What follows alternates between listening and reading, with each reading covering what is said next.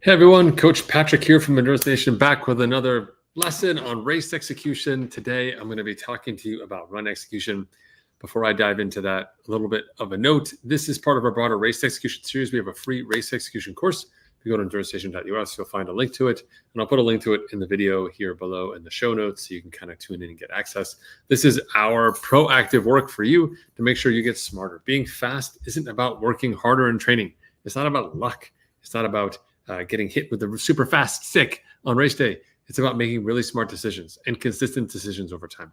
And the best way you can get into the mindset of doing that is to practice. We do it in our training, in our build-up, in our race simulations, and then we bring it into practice onto race day and become something that you simply can't unlearn. Like riding a bicycle, you can't just go out and crash your bike because you want to. Once you know how to race, you really can't go out and mess up a race. I mean, I guess you could if you really wanted to, but it's hard to go left into the bridge abutment as opposed to staying right and on course and having that fast race. So our job here is education, putting that first and helping you understand that knowledge is speed, and that part of what we do here inside Endurance Nation is we work with our self-coached athletes to realize their potential.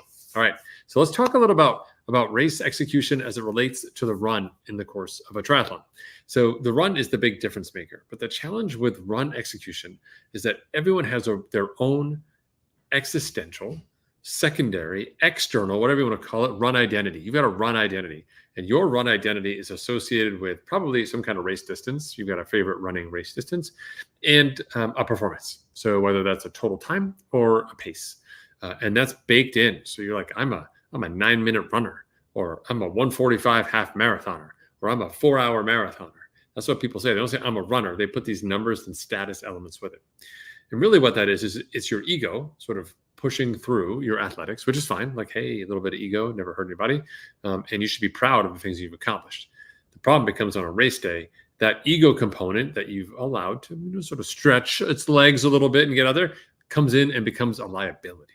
Because on race day, we have to make decisions within the context of your triathlon. And we have to make decisions that are going to set you up to be successful. And the same pacing strategies that you would use in a road race, you would not use in a triathlon. Road races are very different. They start super fast. There's dynamics inside there in terms of what early people are doing. There's typically people doing different distances. You've got to navigate that.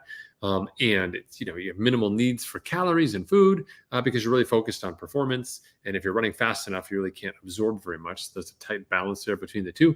And a lot of the second half of your day, and even the final portion, is a lot about sort of maintaining your speed, holding on, as we say, right? Triathlon couldn't be more different. It's almost the exact opposite. Run performance in a triathlon is actually predicated on your ability not to slow down. Running race day, how fast can you go? Triathlon race day, how not slow can you go? Same thing, very different perspectives. Okay. It's not a glass half full, glass half empty perspective. What it means is on the run in a triathlon, we're executing extremely differently. Even though you are running and it is you and you are running, the things you're going to see on the watch, the things you're going to experience on the course, and the things that you need to consume are very different. So let's dive in a little bit about that. Okay. So when we talk about race execution, we talk about not slowing down. So how do we not slow down? You ready for it? We slow down. We slow down at the first part of your run race. So in an Ironman, it's the first 6-ish miles. Half Ironman, it's about the first 3-ish miles. You kind of dial it back accordingly based on your total distance. What are we doing in these first couple miles? What's the point of slowing down early if we don't want to slow down later? What's happening? Well, the number one mistake that triathletes make, especially rookie triathletes or people who just never want to learn, is they run too fast in the beginning. They're not really running, actually, in an Ironman. They're just not biking. We call not biking running in Endurance Nation because you're so happy to be rid of the bike. You'll throw your $10,000 carbon fiber bike with the race wheels off a cliff just so you could run now and do something different. So you're excited, you made it, now you get to run and focus on something else. The challenge becomes that when you run too fast in those early miles, you peg a higher heart rate. Now you're carrying a higher heart rate. When you peg a higher heart rate and you're running too fast, you'll start accumulating heat. And if you're a relatively normal-sized human being, that heat is really hard to dissipate while you're still running because you've accumulated it. You have to stop. It has to slowly ebb out of you over time. And we don't want to have that happen until we're after the finish line. So what we do is we get really prescriptive in the first few miles to make sure that we are capping our run pace. And the way that we do that is we peg our run pace at our bike heart rate. So whatever you came off the bike at, that heart rate number, 138, 142, 153, whatever it is, that is your heart rate cap on the first couple miles of the run. But coach, we train with power, we train with pace. What do you want to do?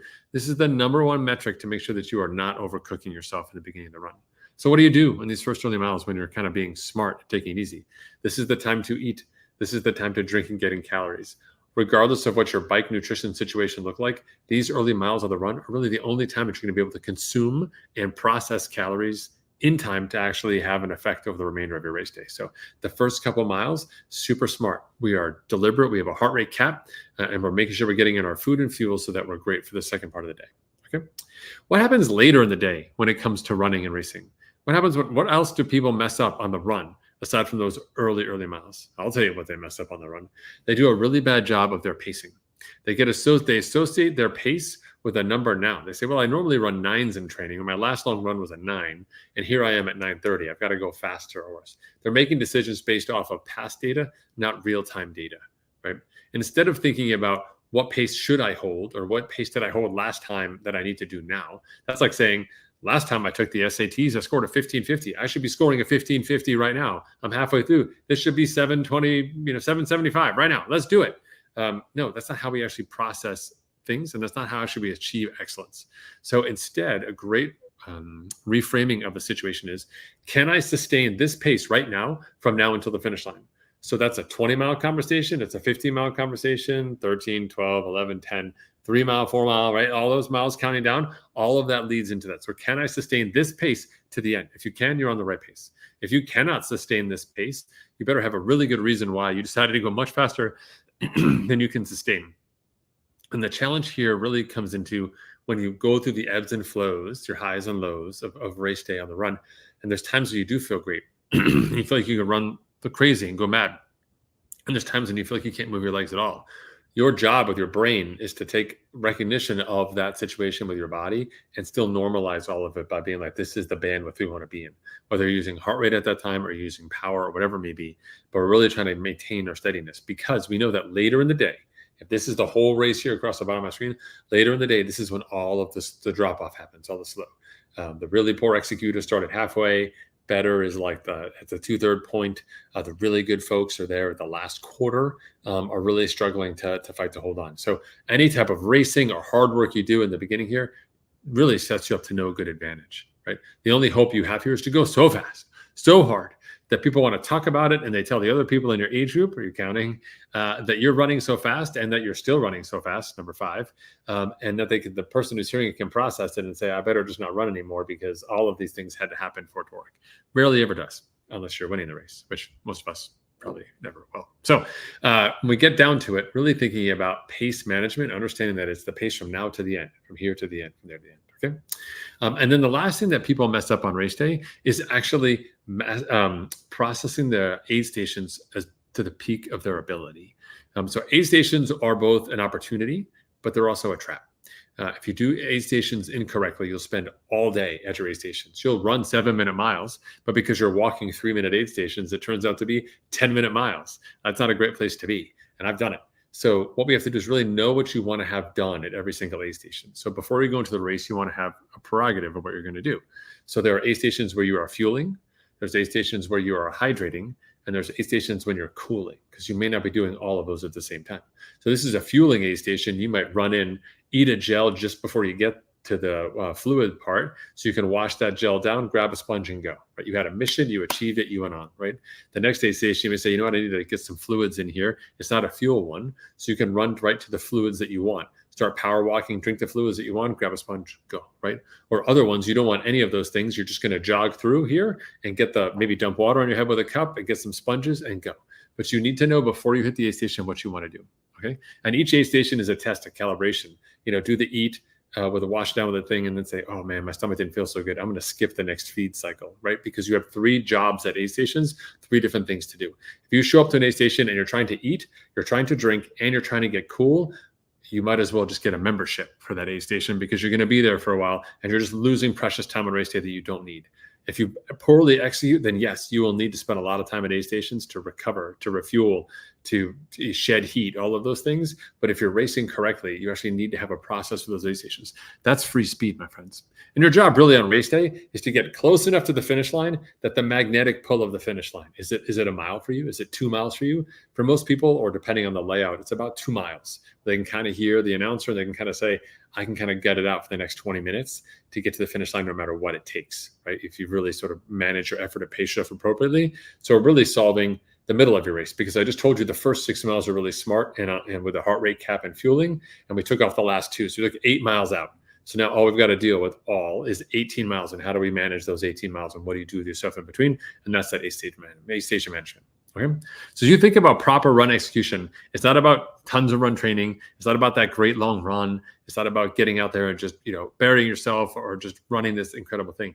Great runs actually come on the back of solid swims, good bikes, great nutrition. And there's a couple of key opportunities at the beginning, at the middle, and at the aid stations on your run performance, where you can actually create a race out of something that was maybe not going to be 100% there, because you have the processes, you have the tools, and you have the tactics to do that. This is something we do all the time inside Endurance Nation, not just in weekly office hours, but with our courses and other resources for athletes, so they can make sure that they're as smart as they can be and they can race to their peak potential. We have everything from tricks and tips on how to speed up your transitions, to the things you want to do ahead of time, like wrapping your nutrition on rice paper, to really insider information about the courses, because, well, since 2007, we've raced almost every single one. So if you're interested in learning more, come over to endurancenation.us. You can check us out, apply for a membership if you want. We'll let you in. I'll give you a phone call. We'll talk it out, see if we're a good fit for you, and start making plans for the fall and beyond. Anyway, thanks for tuning in for the race execution resources. This is part of our free race execution resource. There's a newsletter link. It's going to be below. Sign up for it. Get the email course. Go check it out. Get everything you need to know when you want to learn about it. And if you got questions, hit me up on social media. You can probably get the best answers on Instagram, but you can also find me on Twitter X as well. Thanks, everyone. Have a fantastic week. I'll see you next time.